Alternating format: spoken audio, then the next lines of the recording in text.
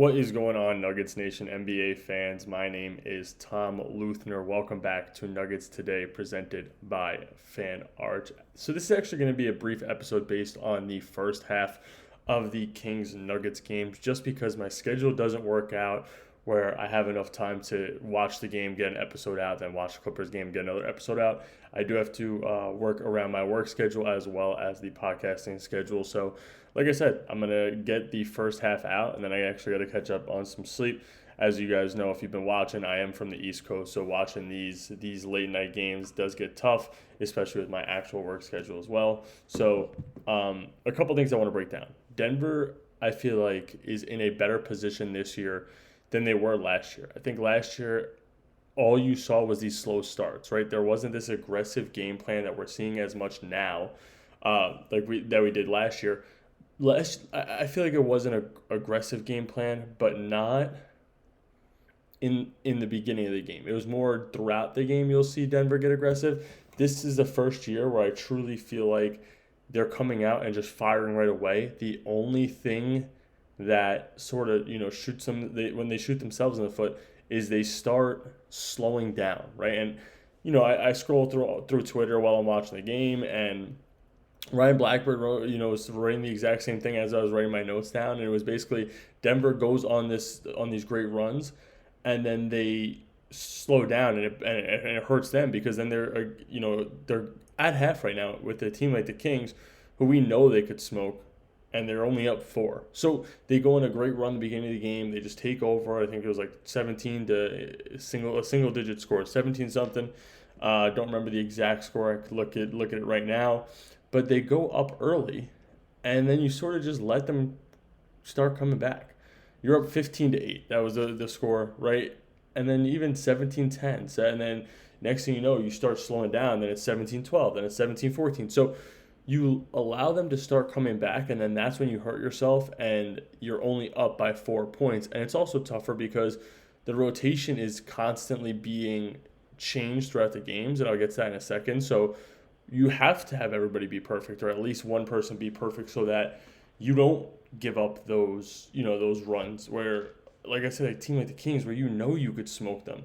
And it's not even like these players are having such great games, and I'll get to that in a little bit, but like Schroeder doesn't have a single point at half, and you're still allowing those runs. So if Denver can truly just prevent those runs, which is almost impossible because basketball is a game of runs, but if they could go on their runs and prevent the opponent's runs from being significant, they're in the best possible case scenario. They're a team that's going to dominate the entire Western Conference.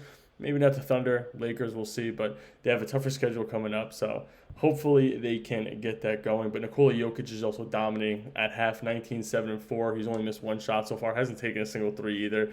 The guy's just a monster.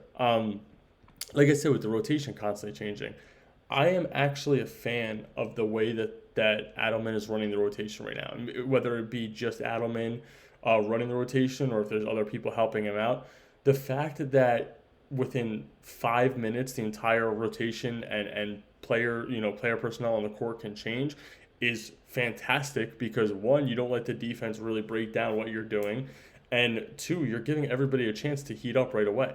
You're not throwing a guy in a situation where they're coming in the third quarter when you need them and they're sort of struggling. So, at halftime, we've already seen Strother, Valanciunas, Watson, Hardaway, and Bruce Brown play off the bench. And I also like that they're incorporating Julian Strother into this rotation a little bit more now. Even though it was only 3 minutes, came in, got one shot up, grabbed his one rebound. But the fact that Denver's constantly switching, and I like the variations you're seeing. You're seeing 2 starters with 3 bench players, or 3 starters with 2 bench players, 1 starter with 4 bench players. So the fact that you see all these different variations, I actually love. I think that it, widens the game plan for other teams, just because you don't know exactly what lineup Denver's going to use, who they're going to use at what point, how they're going to use that lineup when they do come out. Because like I said, you have so many different players. You have 5 guys off the bench already, right? That are getting minutes, and that's with 5 starters. This is the first time that we've seen this Denver team with a 10-man rotation, and it is scary because, like I said, you don't know who's going to have a good game, who's not. Right? Tim Hardaway comes off the bench. He's 2 for 5 right now, 2 for 4 from the 3-point line. Your starters are all having pretty good games. But even like Peyton Watson doesn't have a single point. Has his one rebound right now. Is playing good defense. Has his one steal, one block. Comes in, plays defense. Bruce Brown is going to have those random games. Julian Strother is going to have those random games. Valanciunas is going to have those random games.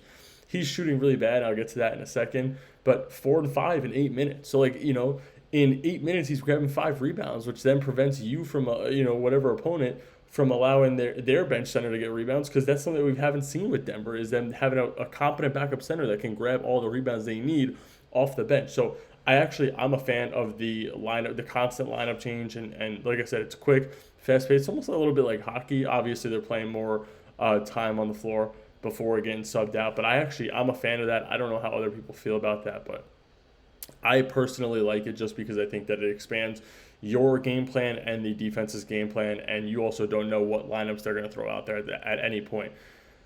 Another thing I wanted to hop into, like I said, with the Valanciunas thing, is it's funny because Denver actually shot a good amount of free throws, but I feel like they weren't getting the calls they should have. They shot 15 free throws in the first half to Sacramento 6, right? So obviously they were getting a lot more calls, but certain calls where Eubanks, like Valanciunas, for example, right? 1 for 6 from the field.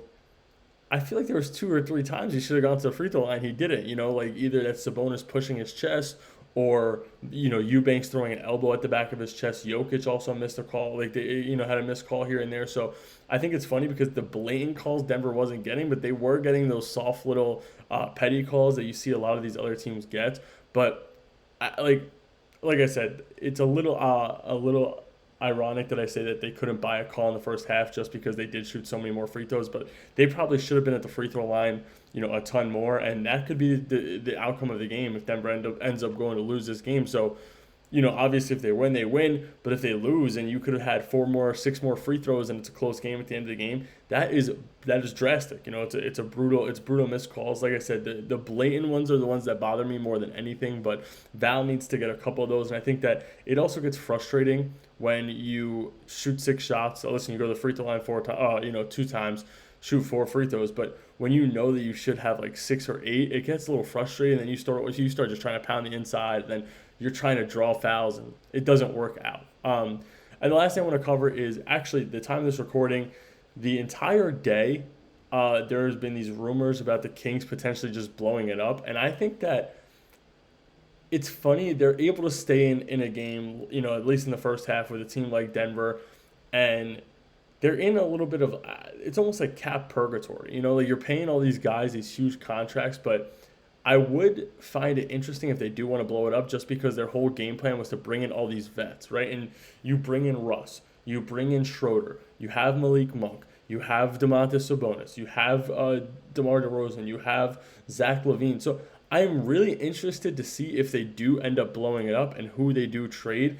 And the biggest thing to me is going to be Domantas Sabonis. Domantas Sabonis is a guy who truly always dominates. He's a double-double to triple-double machine. Right now, he's 13, 3, and 1 on 6 for 9 shooting, and 2 of his 3 misses are from the three-point line. So, he's a center that can do just about everything. I am interested to see what they do, if they do anything, but I was just curious if you guys think that they should blow it up or not, because personally, I think that you're just in a situation where you're probably not going to get the best trade value, but it might make sense just because of how old they are. But I would keep Sabonis, even though a lot sounds to be centered around him. But that is all I got for you guys, Nuggets Nation. Sorry I don't get to cover the second half for you guys today. Like I said, unfortunately, just dealing with some work stuff that I had to get up early, so can't risk being up too late to watch the rest of the game on my schedule. But if you guys want me to cover anything, let me know down below. Make sure to hit that like and subscribe button. I'll catch you guys later.